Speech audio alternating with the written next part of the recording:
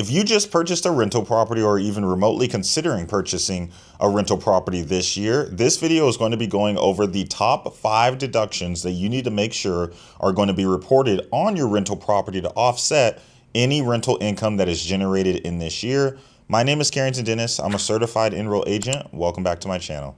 Now, let's go over the 5 most common deductions for rental properties. Now, I'm going to start with the one that's probably the most apparent, the most common between every single rental, whether it's commercial or residential property. 9 times out of 10, you're going to have this, and it's property taxes.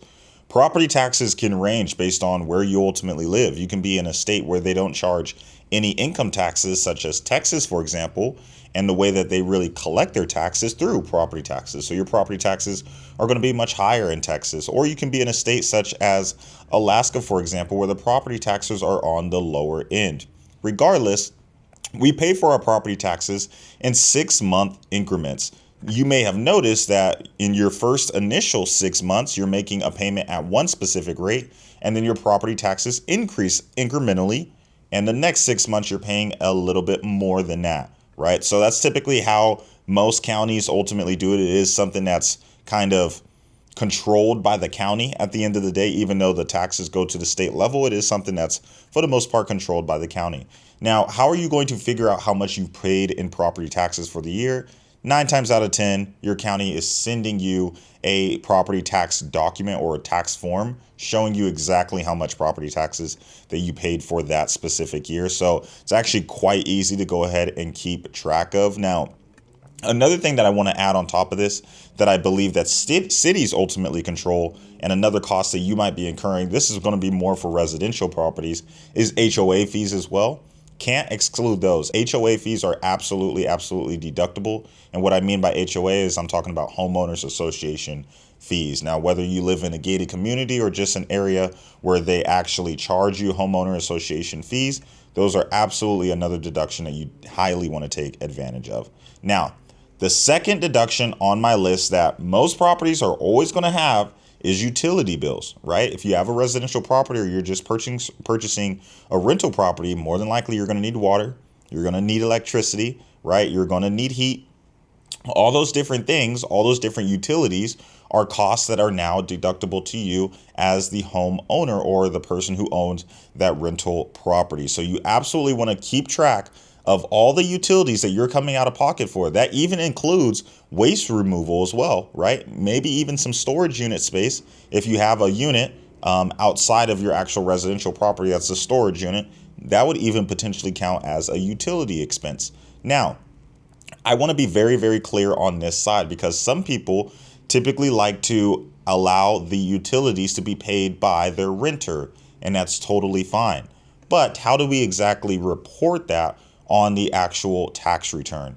The way I like to go about it is you want to show as rental income anything and everything that you were receiving from that renter. Meaning, if I normally charge $2,000 a month in rent and utilities are an extra, just for simple numbers, an extra $500 a month in rent, if they are sending me $2,500, that is actually what I'm reporting as rental income. The reason that is because it makes it extremely easy for me to still add the expenses as utilities, which is the $500, and it's still going to net out to $2,000 of actual rental income, right? So I always want to populate the income number with everything that I'm receiving, regardless of if they're paying for utilities or not. Always want to populate that rental income number with everything I receive from that renter. And then from there, just back out the expenses that are potentially included in that rental income number. Now, if I decide not to include it, then I don't even necessarily have to worry about showing utilities as an expense because, again, like I said, they're always just going to be netting out to each other at the end of the day. That is going to be number 2, utilities. Cannot miss it. Now, the third expense that I want to make sure you absolutely don't miss, and I'm pretty sure about 90% of you will have this expense too, and that's going to be insurance, right? You're going to have property insurance. You absolutely want to make sure that you are getting the deduction for this. 9 times out of 10, when you have a rental property, you're going to want insurance on that property just in case you got a bad renter, God forbid. Again, insurance is always going to be something that is absolutely deductible to you. So you just want to make sure that we go ahead and write that off too. 9 times out of 10, you probably already know what your monthly insurance cost is. If not, that's something that you can actually find going to, again, your insurance provider's website, figuring out what that monthly cost is, multiplying it times 12, you got your annual insurance cost that we'll go ahead and populate that return with. Now, this next one is probably going to be one where extremely common, unless you've actually already paid off your property, for instance, right? The next cost that I want to make sure that you guys absolutely take advantage of is going to be mortgage interest. Notice how I didn't say the principal mortgage payment. I'm talking about purely just mortgage interest.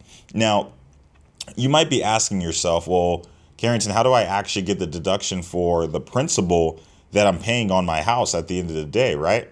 You don't necessarily get to expense the full purchase price of that rental property. So how am I actually getting the expense for me paying my principal? I understand mortgage interest is deductible. I understand I get an annual statement every year labeled a 1098 mortgage interest form, right? And I just provide that over to my tax professional. He knows where to put it in on the actual tax return. That's the mortgage interest side of it. But what about my principal? Where is the deduction there? That brings me to deduction number 5, and probably the most important one, which is depreciation. Now, typically, like I said, you're not going to be able to get a deduction for your mortgage principal payments. But what you are going to be able to get year over year is a depreciation expense. Your depreciation expense kind of acts as if it is your deduction for the mortgage principal that you're ultimately paying year over year, month over month at the end of the day. So if I were to purchase $1 million property, for instance, right? Like I said, I don't get the ability to expense that $1 million property right away. I have to depreciate it or capitalize it over a certain amount of years. The useful life of a residential rental property is 27 and a half years. So if I purchase $1 million property, I have to depreciate it over 27 and a half years. What does depreciating it even mean? That means I'm taking that $1 million, I'm dividing it by 27 and a half, and that number is what I'm going to have the ability to take as a deduction, as an expense year over year for the next 27 and a half years. That expense kind of acts as if it's my principal that I'm paying on that monthly basis, obviously over to the bank, right? So that's how you are able to capture your principal payment. Deduction is just in the form or the shape of depreciation. Now, there is something called a cost segregation study. A cost segregation study allows you to accelerate that depreciation and create a very big paper loss on your tax return.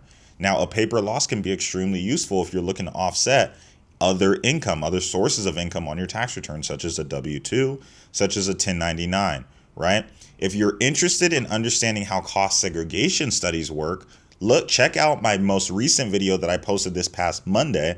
That video goes into great detail as to what a cost segregation study is and how it can best serve you.